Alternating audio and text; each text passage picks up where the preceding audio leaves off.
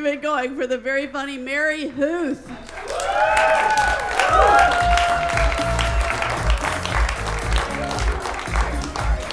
Hey everybody, thank you so much, and thank you for coming out for live comedy. You guys rock, okay?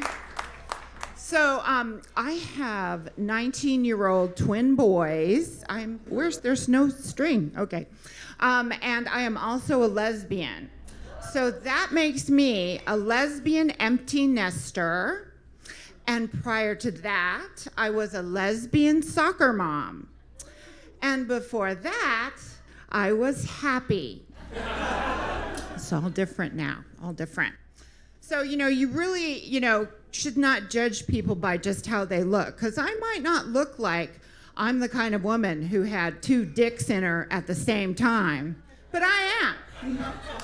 9 months. Hey, can any of you say that? Oh, maybe you over there, sir, but it was just that time in college, right? I'm looking at you. Yeah. I'm just kidding. So anyway, I'm kind of new to comedy. I've only been doing it, since September. And the great thing about it is I've been trying to go to a lot of shows, and I've been spending a lot of time with young people, like Gen Zers, you know what I mean?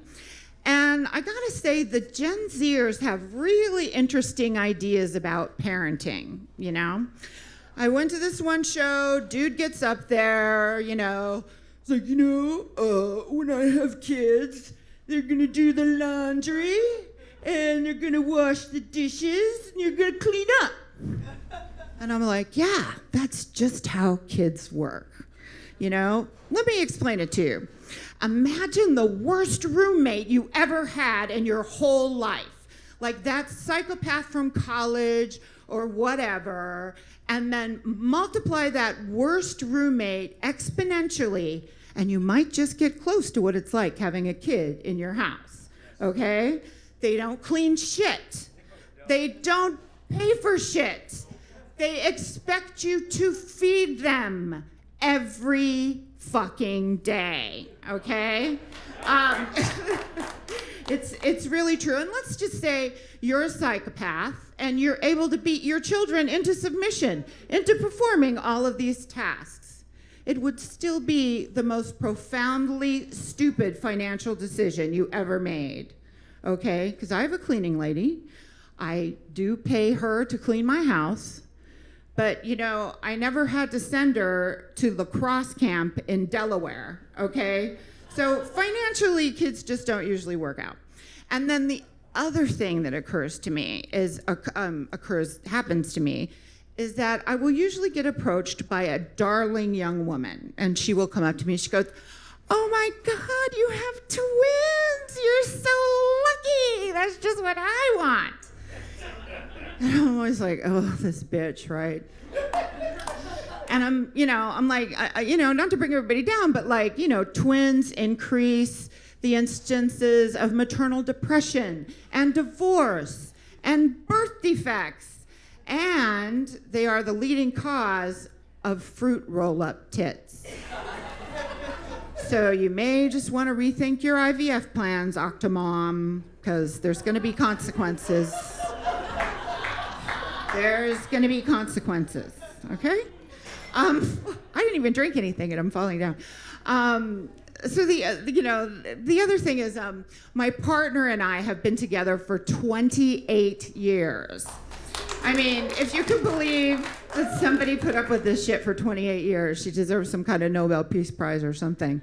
And she's actually here. Her name is Susan. And if you were to have a conversation with Susan, you would find that Susan does not have a mean bone in her body, which is really weird because I am entirely made up of mean bones. Like from head to toe, I am just snarky scaffolding all the time. But I attribute the success of our relationship to the fact of, transparency. It was very clear to her the kind of person I was fairly early. Because we decided to take a romantic trip to San Francisco because we're basic lesbians. And San Francisco is like the lesbian Las Vegas, you know? You just hop in the car and go, and there's good food and fun things to do.